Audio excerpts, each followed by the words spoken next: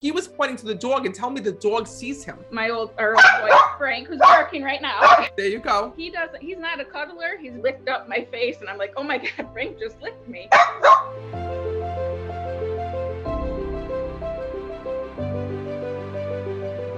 There's a couple different souls that I'm hearing that are on the other side. But first of all, when I'm connecting, there's a soul that I keep feeling was unconscious before their passing. My husband?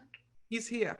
Because right away, I keep hearing I wasn't supposed to die like this. I wasn't supposed to die like this. And first of all, I know that your husband passed tragically here in the physical world when I'm connecting. I know that he was sick before his passing here in the physical world. But I also know that they were trying to save him when I'm speaking to him because he's bringing this through.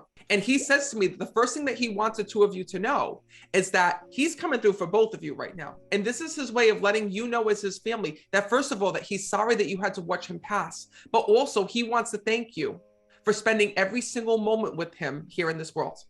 Because you knew how serious this was and you knew all that was going on with him.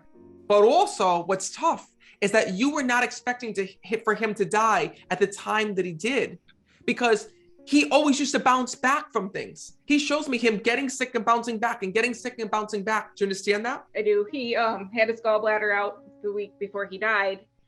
And I thought that was going to fix so many of his pain issues. And we were just going to it was just going to get better. He says to me when I'm connecting, he says, Matt, the one thing that I don't want my wife to focus on is the way that I died. And I'm going to tell you the reason why. Because he tells me, because our loved ones know what's causing us grief, what's causing us pain, and what's causing us hurt. And he tells me that what's so tough for you is that in your mind, you keep thinking, I should have known. I should have known that there was something wrong with him because you knew everything that was going on in his body. And what's so funny is he keeps telling me that you were like on Google all the time or on the internet, like researching everything with him, like researching what was going on with him, like his symptoms. And every time he didn't feel right, he tells me that you were literally like his nurse. You were on the phone, like looking up different things, looking up different doctors. And he says to me, Matt, he goes, you should know my wife. She had everybody's number on speed dial, he tells me. I did. So there's a PA that was at the hospital, Tim, and we saw him all the time, and he lives in our township. So he was usually the EMT that would come if we had to call 911. He wants the two of you to know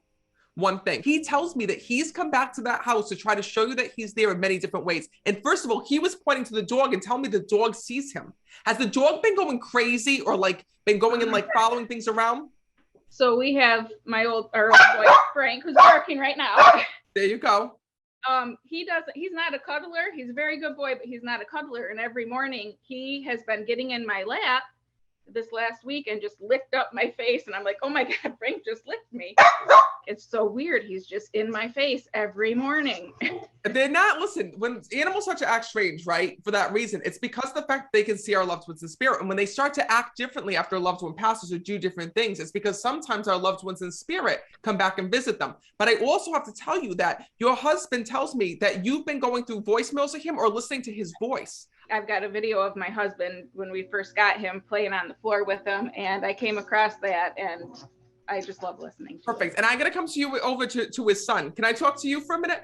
I got to tell you that your dad just said to me that there's shirts that you have of his. So did you take some of his shirts after he passed? Yeah.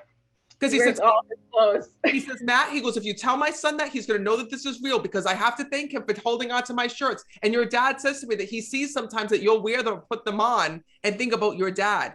He wants to thank you for that. He also tells me that you remind him so much of himself because he tells me that you're like an outdoorsman when I'm connecting with him. And he tells me that you love being outside and love being out in the outdoors. He goes, I didn't realize, because your dad, when your loved ones go to the side, they can look back on their life. And he's saying to me, oh my God, Matt, I didn't realize how sick I had gotten. I didn't realize that I was this sick. Your dad tells me that he feels like he didn't get to be the father that he wanted to be because of the fact that he was always battling illness here in this world. He says, Matt, as much as I wanted to go and do things with my son, everything was a challenge for me. Everything was an obstacle, even leaving the house and doing things. He says, I used to get winded. I didn't ever feel good. He says, and there were many times when I wasn't in a good mood. But your dad wants to thank you because there was so much of your life that you put aside for him. And you always made excuses for your dad because you knew that he wasn't feeling well and he couldn't be like the other dads. Do you understand that? Do you know that your dad said to me, Matt, please tell my son how proud I am of him. I want to let him know how proud I am of him because he had to mature and he had to understand things that no other kid had to from such a young age. And more importantly, that you prioritized being with your dad, even being over your friends and over other things, because you knew that your dad really needed you. He wants to also thank you for stepping up and doing things around the house, because your dad tells me that you had to take on so many chores because he couldn't do them. So I see you outside and doing like, it looks like landscaping work to me. So were you like landscaping the house, like raking leaves or doing things like that? Yeah. So do you know that your dad wants to thank you and let you know how much he appreciates that? And more importantly, even now that you take care of your mom, he says, Matt, there may not have been many things that I got to teach my son because I died so quickly, right? And because I was sick for so many years. He says, but he has proven to me that he has become a man all on his own. And your dad wants to thank you for giving up those years for him. But I got to tell you a really important message right here and right now. Your dad said to me, you gave up all those years for him. You were there by his side. You took care of your mom. You took care of the house. You did so many things. And he says to me, Matt, now I need him to live his life for him. You already lived your life for me. He says, so I want you to know that every day that goes by, everything that you do, I am there and I am a part of. And your father says to me that you have all these plans of what you want to do. Mom, don't get mad at me. He's telling me when I'm connecting that you've been having dreams of traveling. You want to go traveling. Is that true? And you could never do. Pilot license. Oh, perfect.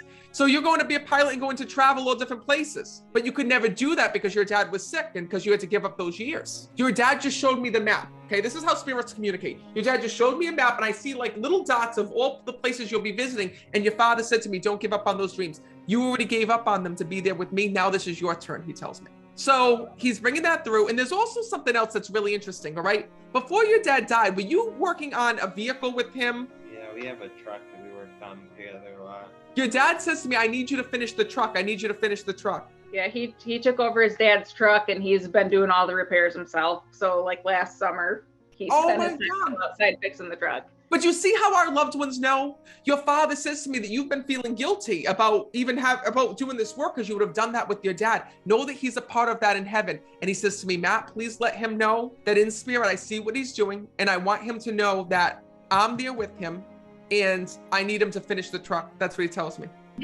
So when you finish that, please know that your dad's telling me that he sees that in heaven. And more importantly, that he's watching over you every single day. Please know that this is a message to let you guys know that he is in that house, he is there, and that he is with you. All right, I'm gonna leave you with that.